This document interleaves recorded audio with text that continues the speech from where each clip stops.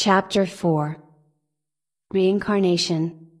One of the basic assumptions of Spiritism is reincarnation. We learn that man reincarnates to pay for his faults from other life, learn and evolve. In this respect, we can say that mankind can be divided into two large groups. One who from the beginning receives the physical body record and walks the path of growth using the incarnation in successive lives. This group with physical body record will always return to the physical world using a body. The second group consists of those people, spirits, who were created without physical body record and do not have a natural path of reincarnation, that is, direct participation in the material world. This part of humanity, having no physical body record, always remains in the spirit world and constitutes the guardians of human knowledge. It is to this group that the Arxes, holders of knowledge, belong. This class of human beings, by the great knowledge that they possess, are enabled to better understand the laws emanated from the Creator. But what interests us at the moment is the first group, which uses a physical body for their experiences in the material world. Reincarnation, therefore, is a form of to fix a spirit, which belongs to the spiritual dimension, to a physical body which belongs to the material dimension. On the other hand, it is not for the simple fact that one is born that there was a reincarnation. For it to be happen, it is necessary for a spirit to assume this body, even though in certain conditions there are living bodies which were not assumed by somebody, and yet, apparently, they are people like the others. The assumption of the body happens gradually, for when a body is born, the connection of the spirit to the body occurs slowly and gradually, finishing the process at around the age of 14. In this chronological age of the body, the spirit then has all the conditions to assume it completely. In this way, it is only after this age that the body becomes an effective part of the human being. Observing the child as he or she approaches the age of 14 years, there are great changes in both the physical and psychological aspects, being evident therefore that before there was not the total investiture in the physical body. In this respect, the following question arises: why do such transformations only occur, as a rule, around the age of 14? Why do they not appear at the age of 5, or 10 or even 18, for example? The answer is the one we put earlier: because from the age of 14 the reincarnating spirit, assuming the physical body completely, imprints deeply his or her characteristics, such as, preferences of all nature, behavior and especially aspects of personality. We have previously said that reincarnation, in addition to being a return to our home, is a solution to many problems of the incarnated person. There are many disturbing events that remain recorded in the memory of man and that only through reincarnation can be solved. We again affirm that if the fact occurred in the body is of great importance, in the spiritual world it becomes very hard the understanding, because the occurrence of the fact happened in another dimension, under the laws that govern the material world. In this way, it is necessary to re-establish the same conditions as before, that is, when the spirit inhabited the physical body, for clarification to occur and consequently the understanding of the fact occurred. These conditions are then re-established with reincarnation, and traumatic events have a solution through the path of understanding, thus occurring learning by living in the physical world. There is, on the other hand, another way of solving or relieving many traumas acquired by the human being in physical life. We refer to Spiritist works, which, using mediums that supply physical energy from their own bodies, allow the disincarnated people, through an energetic shock, to awaken and understand their immortal spirit. In these traumatic cases is included the problem of sleep after the death of the physical body. Many people after losing their physical body simply fall asleep and do not wake up on their own. This is because of the teachings received when they were incarnated. These teachings are so ingeniously taught to people that their deleterious effects remain even in the spirit world. As they enter into the spiritual dimension, these people unconsciously follow the programming received in the material world, as is the typical case of eternal sleep, in which the disembodied persons remain asleep. They form a strange population of the living dead inhabiting a place of the spiritual dimension. These living dead, in the condition of eternal sleep, are awakened by the selfless spiritist workers of both the material and the spiritual worlds. Spiritism, as has been said previously, had as its main reason for its creation to serve as an instrument for the awakening of those people who even after the loss of the physical body remain unconscious on the spiritual plane. We return at this point to the discussion of the reason for reincarnation. Many claim that we reincarnate to pay for our faults committed in another life. This in our view has no foundation with the rationality of Spiritism. If there were past faults to pay for in future lives, we would never know to whom we should pay or what pay, since we has been unconscious for millennia, and as such we do not remember who we were or why and for what we are here reincarnated. In case we are paying faults, this would be of no value to our spiritual growth or even to our awareness,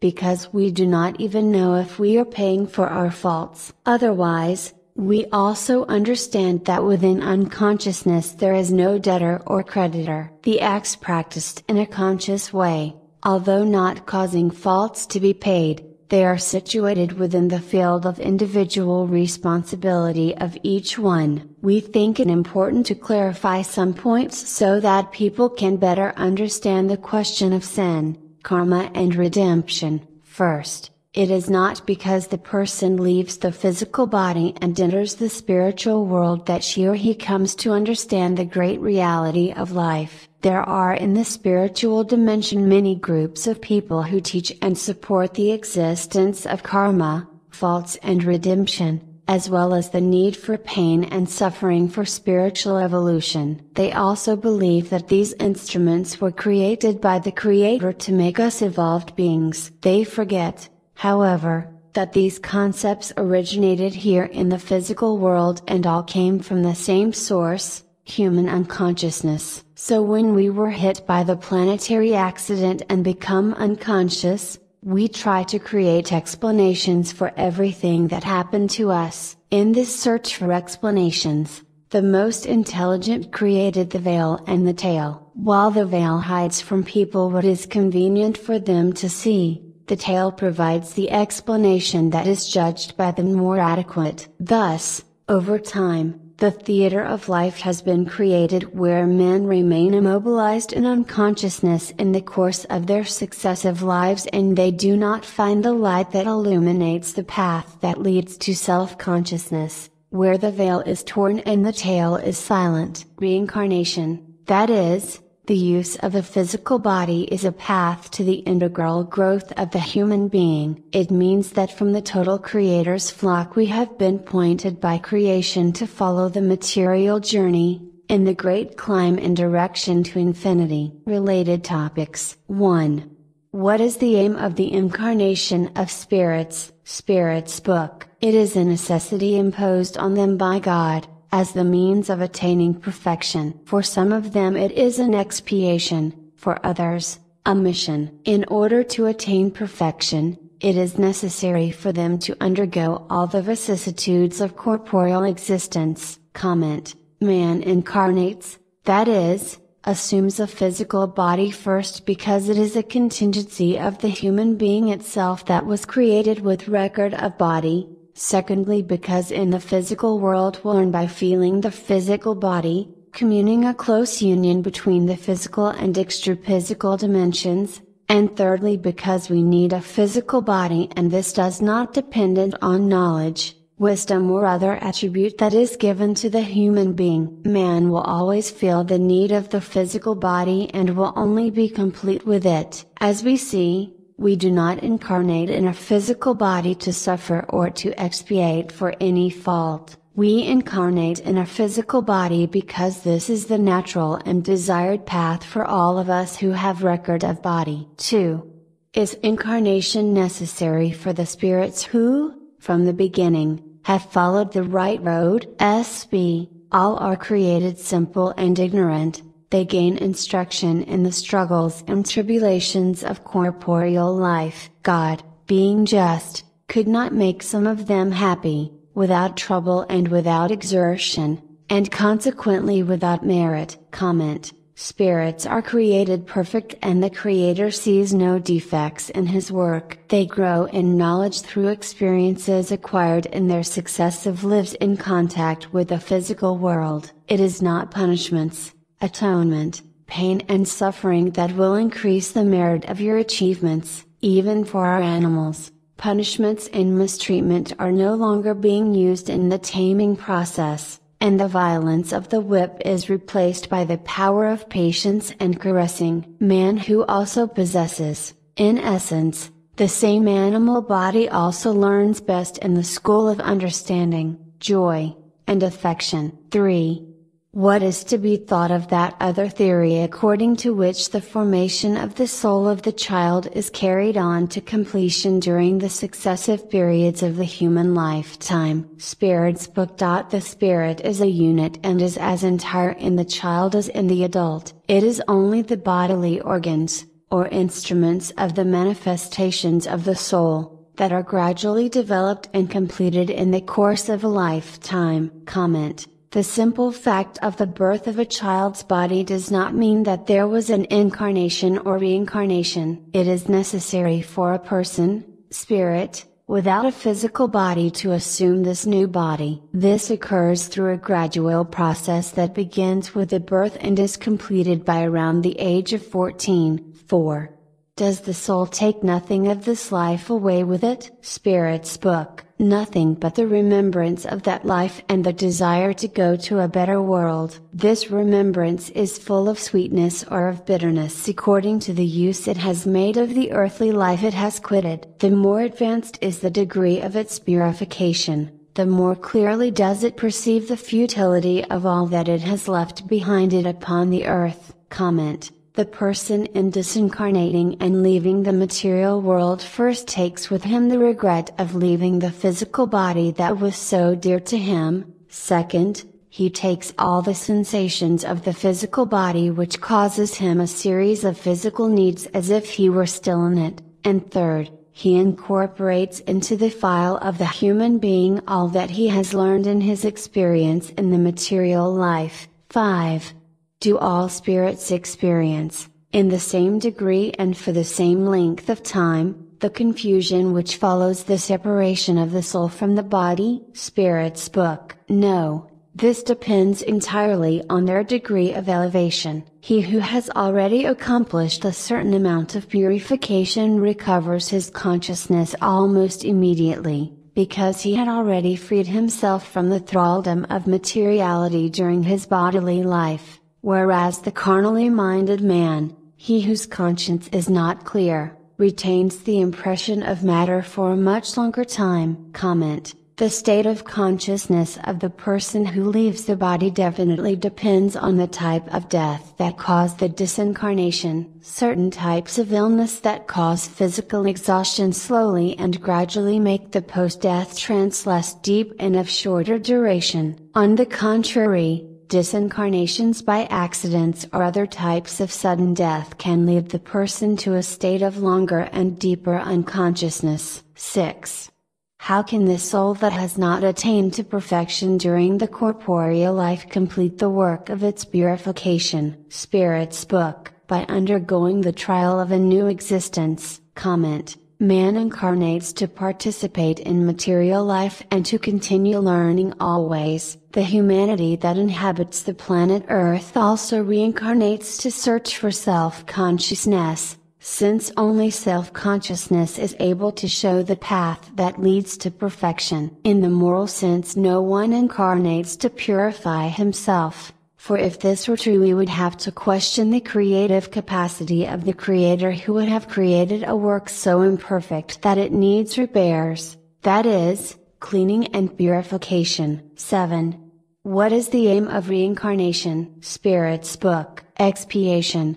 Progressive improvement of mankind. Without this aim, where would be its justice? Comment. Reincarnation, that is, living in the physical environment, is inherent in every human being who has record of body. At the moment of creation the Creator attributed to some the record of body, meaning that for these people the eternal journey will be hand in hand with the physical body, for others birth in the dense body is not a general rule, but the exception. This is not because of special privileges, but because they do not have record of body. Reincarnation thus occurs by a design of creation and has as purpose our infinite learning through successive lives in the material world. 8. Is the number of corporeal existences limited, or does a spirit go on reincarnating himself forever? Spirit's Book. In each new existence, a spirit takes a step forwards in the path of progress. When he has stripped himself of all his impurities, he has no further need of the trials of corporeal life. Comment. The number of corporeal existences of the spirit is unlimited, but not a single one is destined to wash impurities, that is, to purify. If this were true, it would be wasted time, for we would always have to come to clean up impurities, just as we do in our daily bath, because we are always involved in experiences in the material world that would be bringing impurities to our spiritual organization. 9. What does the spirit become after its last incarnation? Spirit's Book. It enters upon the state of perfect happiness, as a purified spirit. Comment. As has been said previously, there is no last incarnation. There will always be another. 10. What foundation is there for the doctrine of reincarnation? Spirit's Book. The justice of God, and revelation. 4. As we have already remarked, an affectionate father always leaves a door of repentance open for his erring children. Comment. Everyone who is thirsty uses the liquid. Everyone who is record of body uses reincarnation. Man is not inferior, and to affirm the contrary is not to recognize the greatness of the Creator himself. We are perfect, like everything he created. We are only temporarily using a physical body with serious defects. 11. Reincarnation, then, is a necessity of spirit life, as death is a necessity of corporeal life? Spirit's Book. Certainly. Comment. Reincarnation is, in fact, a necessity for anyone who has record of physical body. Death, on the other hand, is not a necessity of the corporeal life, but rather is an illness, this in what is called natural death, except, therefore, accidental or provoked death. 12. Do we accomplish all our different corporeal existences upon this earth? Spirit's Book. Not all of them, for those existences take place in many different worlds. The world in which you now are is neither the first nor the last of these, but is one of those that are the most material, and the furthest removed from perfection. Comment. Before the creation of the physical world, the formation of the spiritual world takes place, where human beings await the propitious moment for the beginning of incarnations. As for the state of perfection, it is not the attributes of the planet that determine it, but of the state of consciousness of the human being that inhabits it. With respect to the aspect of being more or less material, all physical world is simply so, and therefore it does not fit the graduation of more or less material. 13. Does the soul, at each new corporeal existence, pass from one world to another, or can it accomplish several existences on the same globe? Spirit's Book. It may live many times on the same globe, if it be not sufficiently advanced to pass into a higher one. Comment: the worlds are not superior to each other, but only different within the great concert of creation. Men, however, may have a different understanding of life and everything that surrounds us, as is our case, and which was motivated by an accident. 14.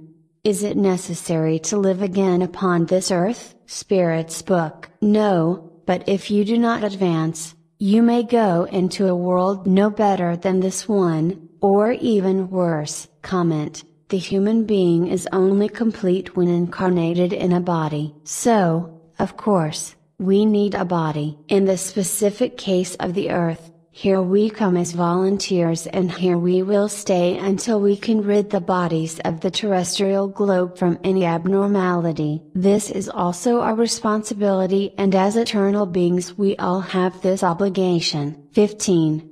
Is there any advantage in coming back to inhabit this earth? Spirit's Book. No special advantage, unless it be the fulfillment of a mission. In that case the spirit advances, whether incarnated in this earth or elsewhere. Comment: the earth is our world, for which we have come of our own accord, and with it we have a pact to make it perfect as it was before. 16.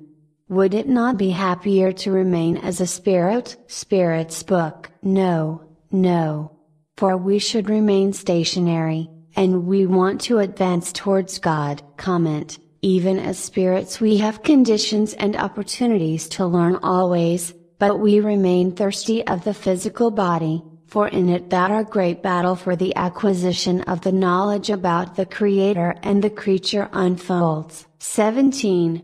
Have the human beings who inhabit the other worlds bodies like ours? Spirit's Book. They undoubtedly have bodies, because it is necessary for the spirit to be clothed with matter in order to act upon matter, but this envelope is more or less material according to the degree of purity at which each spirit has arrived, and it is these gradations of purity that decide the different worlds through which we have to pass, for in our Father's house are many mansions, and therefore many degrees among those mansions. There are some who know this, and possess the consciousness of this fact, while upon the earth, and there are others who have no such intuition. Comment: similar is the word, but not the same. Many people of other planets have bodies similar to ours, but with certain attributes that the man that inhabits the earth does not have. In addition,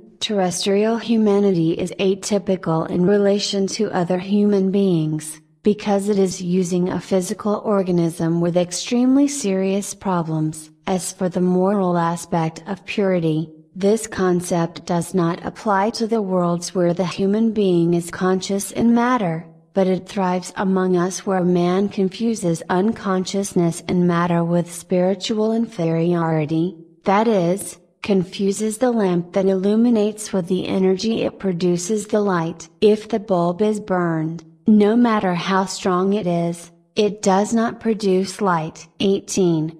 In passing from one world to another, does the spirit pass through a new infancy? Spirit's Book. Infancy is, in all worlds, a necessary transition, but it is not, in all of them, so stupid as it in yours. Comment: in all inhabited physical worlds the natural process of reincarnation or exchange of body is always the same. By this we are not affirming that the process is strictly the same that is known here. 19.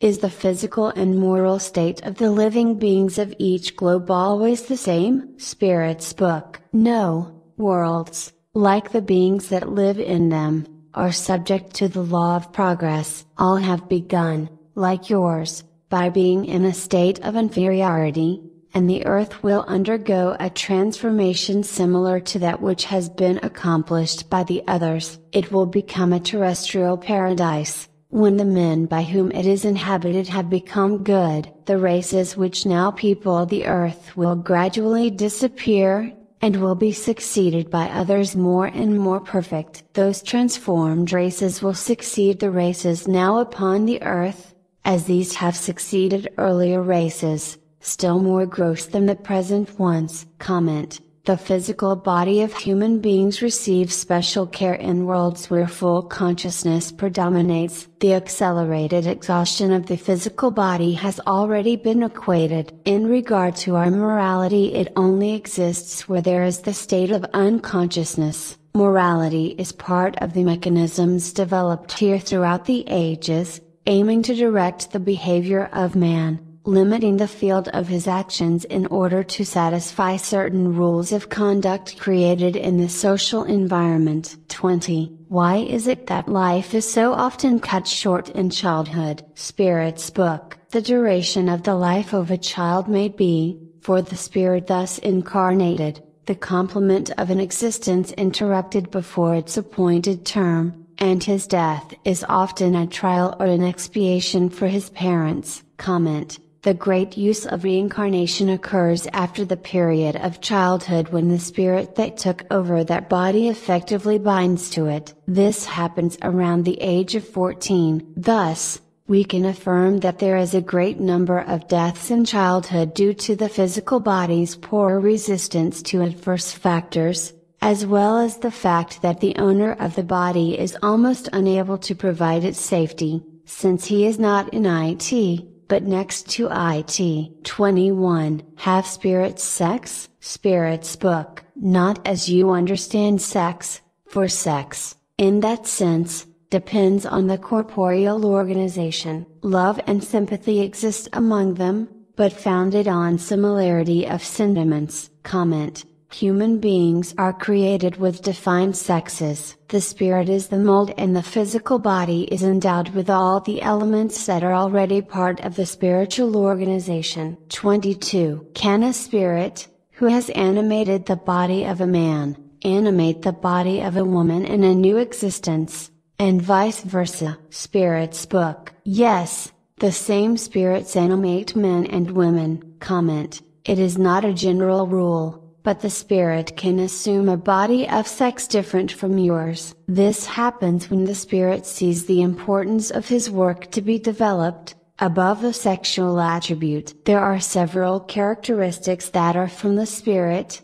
as is the case of sex. 23. Does a spirit, when existing in the spirit world, prefer to be incarnated as a man or as a woman? Spirit's book. That is a point in regard to which a spirit is indifferent, and which is always decided in view of the trials which he has to undergo in his new corporeal life. Comment: we always prefer to follow the harmony of life, incarnating in a body that we can use in its fullness. 24. How is it that good and virtuous parents often give birth to children of perverse and evil nature? In other words, how is it that the good qualities of child parents do not always attract to them, through sympathy, a good spirit to animate their child? Spirit's book. A wicked spirit may ask to be allowed to have virtuous parents, in the hope that their counsels may help him to amend his ways, and God often confides such an one to the care of virtuous persons, in order that he may be benefited by their affection and care. Comment: in the great concert of life there is no evil and perverse, but the imbalance that stains reality. 25. What is the origin of the extraordinary faculties of those individuals who, without any preparatory study, appear to possess intuitively certain branches of knowledge, such as languages, arithmetic, etc.? Spirit's book. The vague remembrance of their past, the result of progress previously made by the soul, but of which it has no present consciousness. Comment: the aptitudes of certain individuals to certain activities here in the physical world come from the parents' body's combination that provide a physical body with brain areas favorable to the memory of those acquired knowledge in other lives. 26. In changing our body, can we lose certain intellectual faculties, as, for instance, the taste for an art? Spirit's book. Yes, if you have sullied that faculty, or made a bad use of it. Comment: losing is not the case, but temporarily forgetting. But, on the other hand, we always have the feeling that we know how to do or perform that activity. 27. How is the soul received on its return to the spirit world? Spirit's book, that of a righteous, as a dearly beloved brother, whose return has been long waited for, that of the wicked, with contempt. Comment. The person after the loss of the body is received in the extraphysical dimension as the traveler who returns after a long journey to the bosom of his friends and family. 28. Is it true that the souls of those who will eventually be united in affection are predestined to this union from their beginning, and that each of us has thus, in some part of the universe, his other half, to whom he will someday be necessarily reunited? Spirit's book. No, there is no such thing as any special and fated union between any two souls. Union exists between all spirits, but in different degrees, according to the rank they occupy, that is to say, according to the degree of perfection they have acquired, and the greater their perfection, the more united they are. Comment. It is a matter of extreme complexity, but it can be said that all of us since creation are two in one. We have our soul mate, who is all we are, but keeping polarity contrary to ours. 29. Could it happen that a child about to be born should find no spirit willing to incarnate himself in it? Spirit's book. God provides for all contingencies. Every child who is predestined to be born viable,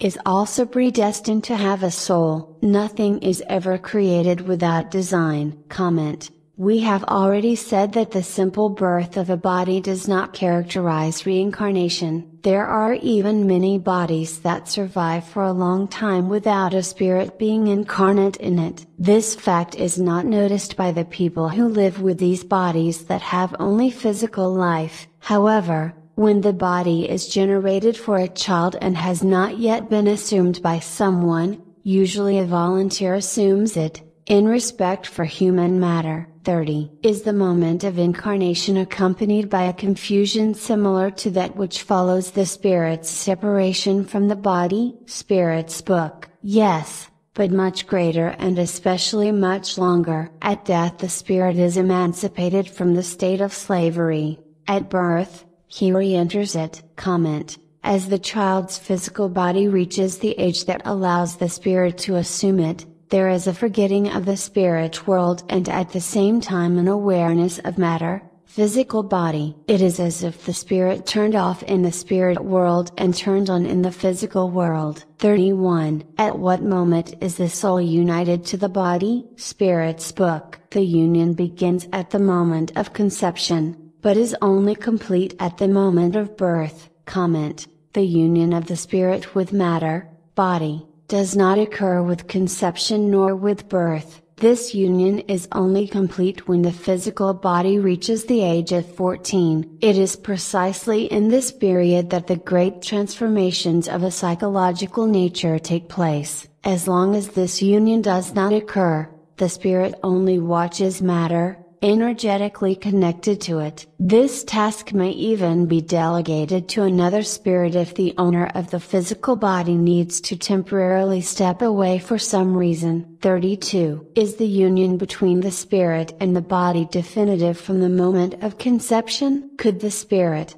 during this first period of that union, renounce inhabiting the body designed for him? Spirit's book. The union between them is definitive in this sense, namely, that no other spirit could replace the one who has been designated for that body. Comment. As it was said before, the spirit only watches the physical body, while it is not completely formed. What happens around the age of 14? In that interval of time, if it is necessary, the reincarnating spirit itself can be replaced by another without any prejudice to matter, body. 33. Does a spirit, in the interval between conception and birth, enjoy the use of all his faculties? Spirit's book. He does so more or less according to the various periods of gestation, for he is not yet incarnated in his new body, but only attached to it. Comment. In the period of time between conception and birth,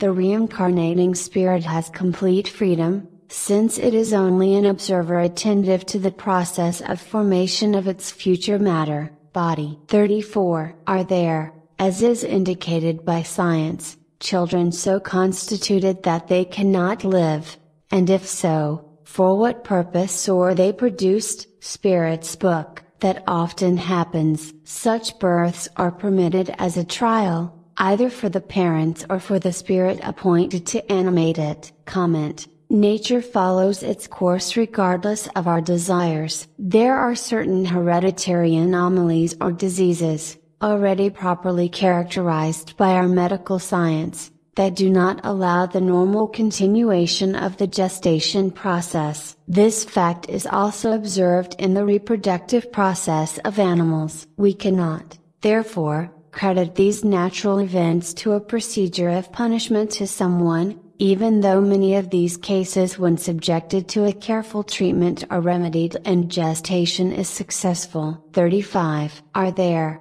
among stillborn children, some who were never intended for the incarnation of a spirit? Spirit's book. Yes, there are some who never had a spirit assigned to them, for whom nothing was to be done. In such a case, it is simply as a trial for the parents that the child arrives. Comment. Intrauterine death occurs, as a rule, due to problems of a material nature or even an accident, not because of a lack of designation of a spirit to occupy the body. For the truth, the body can be born alive and thus remain for a long time without there being a spirit appointed to occupy it. 36. Every child that survives its birth has, then, necessarily a spirit incarnated in it? Spirit's book. What would it be if such were not the case? It would not be a human being. Comment. In all cases where the physical body survives without there being a person to assume it,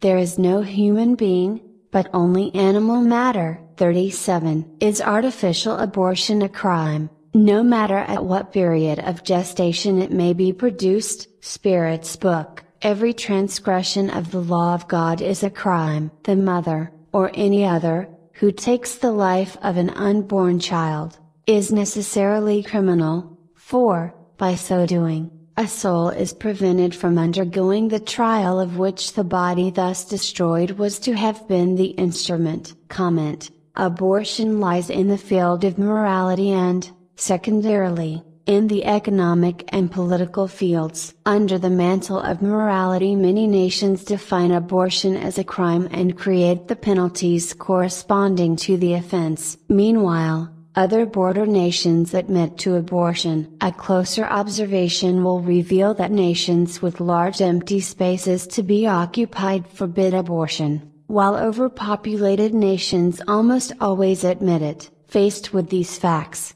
one asks oneself, where is right and wrong? Would it be the inspiration of the legislators or the will of the rulers? Above all else, there is a truth. The whole process of conception and gestation is a voluntary act and never an obligation. In a state where the person is aware of his actions, no one should tell him what he should or should not do. 38. What is the character of the individuals in whom light and foolish spirits are incarnated? Spirit's book. They are harebrained, prankish, and sometimes mischievous. Comment. We understand that both people without matter, that is, who are temporarily in the spiritual world, as well as those who are occupying a physical body, should not be labeled. In doing so, you are subject to commit serious misunderstandings, for as you can see, this is an external judgment of the person. In-depth analysis of the causes and reasons for their behavior would reveal a totally different reality from the initial judgment. 39. Is it one and the same spirit that gives a man both his moral and his intellectual qualities? Spirit's book. Certainly it is the same. A man has not two spirits in him. Comment. The so-called moral qualities, as we have said, depend on both the last incarnations and the present life in matter, body. If a man lived in an environment, space and time, where there were customs based on a severe morality, his spirit will take these principles into the afterlife as records acquired on the way. These records should not be classified as good or bad, but only records of lived experiences. The child, raised within rigid patterns of behavior, as a rule will, when he is an adult, adopt patterns embedded in his memory. In this way, the moral qualities are not from the spirit, but have been added to it. The awakened human being does not need our moral teachings, for he has engraved at the core of his being the whole divine ideal in the act of creation. As for intelligence, which should not be confused with knowledge, it is the attribute of every spirit, but to express it in the material world requires a physical vehicle that provides the condition for it. What we observe is that we rarely find anyone really intelligent, but on the other hand, we find many people who have unusual knowledge about some aspect of life. This fact is due to the serious problems that our bodies have, not allowing the full manifestation of intelligence. But the spirit is always intelligent. 40. Does a spirit exercise his faculties in full freedom after his union with a body? Spirit's Book. The exercise of faculties depends on the organs which serve them for instruments. Their exercise is weakened by the grossness of matter. Comment. People, when in the physical body, use their faculties and exercise their capabilities according to the possibilities of the physical body, which are propitiated mainly by the areas of the brain that are in operation. As in most cases the brain areas are almost all inactive, the use of the potentialities of the spirit is very limited. 41. Whence comes the change which occurs in the character of the young on the approach of manhood? Is it the spirit that becomes modified? Spirit's Book. The spirit, regaining possession of himself, shows himself such as he was before his incarnation. Comment. The psychological changes that occur in adolescence are due to the fact that this is the moment when the reincarnating spirit effectively assumes the physical body. On this occasion he imprints his particular characters on matter. 42. Does the incarnated spirit reside willingly in his corporeal envelope? Spirit's Book. You might as well ask whether a prisoner willingly remains locked up in prison. The incarnated spirit aspires incessantly after his deliverance, and the grosser his envelope, the more desirous is he to be rid of it. Comment. The spirit remains voluntarily in his physical body because he likes it. It is the body that allows him to act in matter. If we look at people whose bodies are in a poor state of preservation, with almost complete exhaustion of their forces and therefore still serious illnesses, they still struggle fiercely to remain in them. 43. Does the soul take rest, like tile body, during sleep? Spirit's Book. No. A spirit is never inactive. The bonds which unite him to the body are relaxed during sleep, and as the body does not then need his presence, he travels through space, and enters into more direct relation with other spirits. Commentary. Much of the resting time of the physical body, the spirit is outside of it in his or her extra-physical affairs. Many times, however, the spirit needs to rest in matter, feeling good about it.